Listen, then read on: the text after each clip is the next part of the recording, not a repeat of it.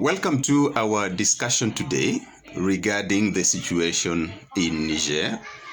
The deadline that was given by ECOWAS in terms of the military junta in Niger returning power to the democratically elected leader whom it deposed a few days ago was actually today, Sunday.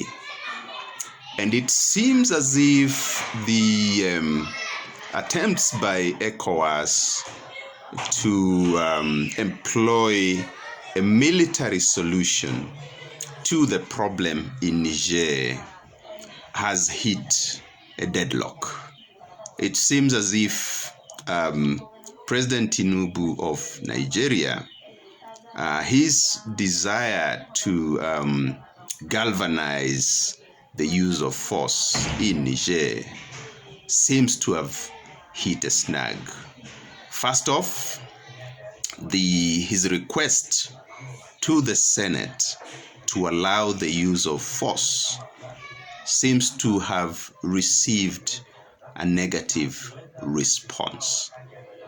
Secondly, and probably more importantly, the heads of military of ECOWAS, even when they signified support for what the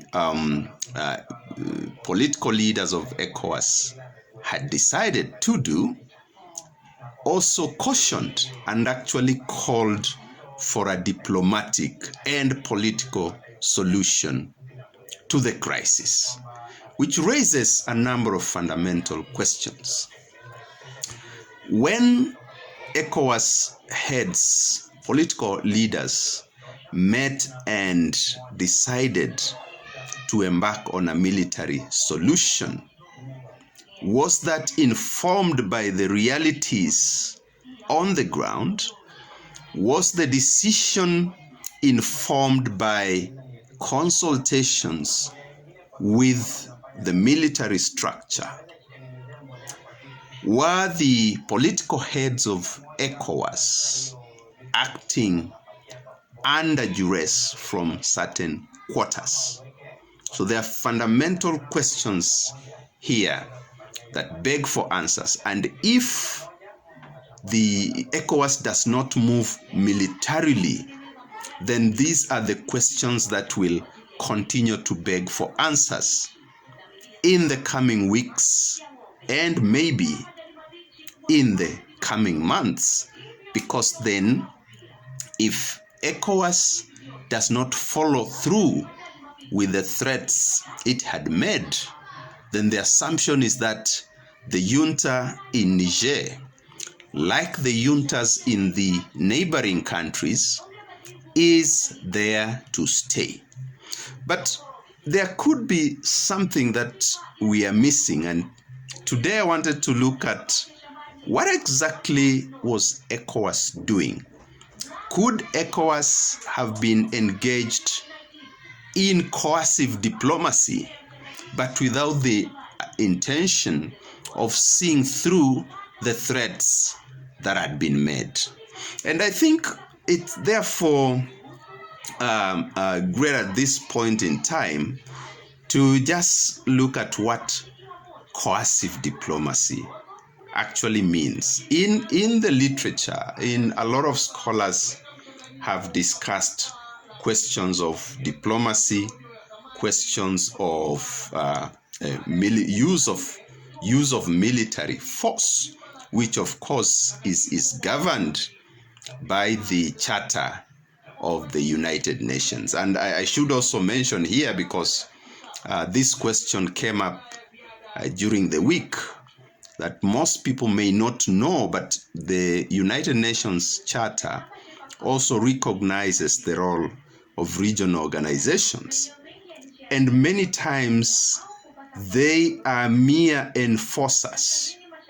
So there have been a lot of controversies, for example, whether regional organizations can initiate the use of force and whether that falls within the legal understanding of the charter or not. So this has been a question of debate for many years by legal scholars and experts in international relations. I developed an interest in understanding what coercive diplomacy is when I was doing some reading around the Libyan situation before the attack by NATO that brought down the regime of Muammar Gaddafi. That attack by NATO had been preceded by years of coercive diplomacy. In coercive diplomacy, if we can look at one source, it says that coercive diplomacy uses threats and limited military force to stop something that an adversary is already doing, stop an attack and undo its consequences.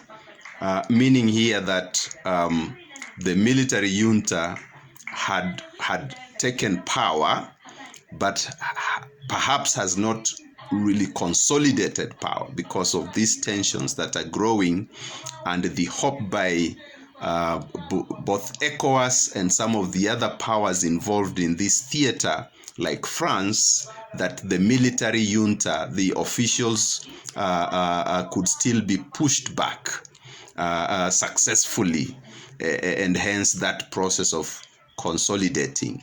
Not to forget that the junta itself also took certain actions to consolidate its power, like ending some of the agreements, whether they are of a security nature or whether they are regarding the minerals, particularly uranium, being mined in Niger. Some of those actions were actually meant to consolidate their hold on power.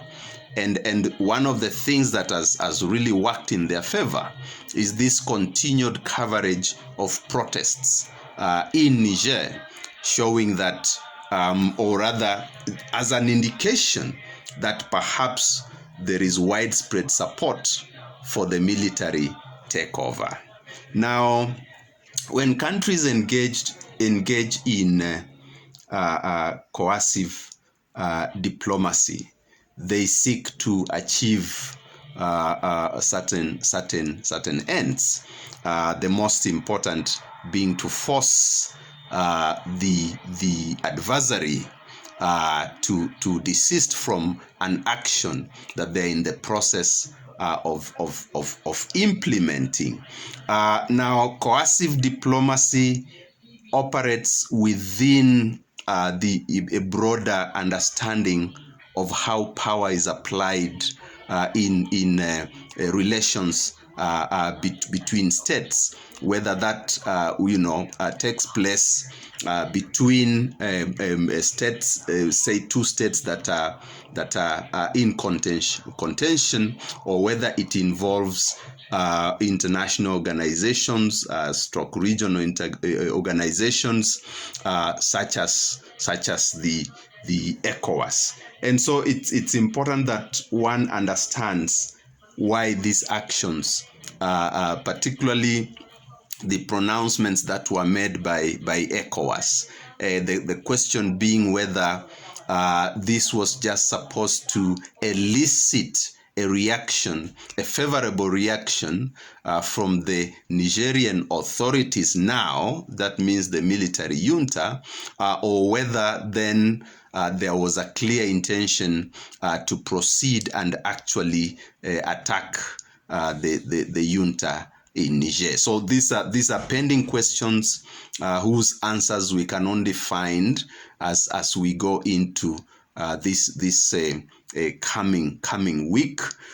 In terms of, it's not easy now to try and understand. There's of course obviously a lot of diplomatic activity going on, because the situation is still fluid and it cannot just stop at this juncture when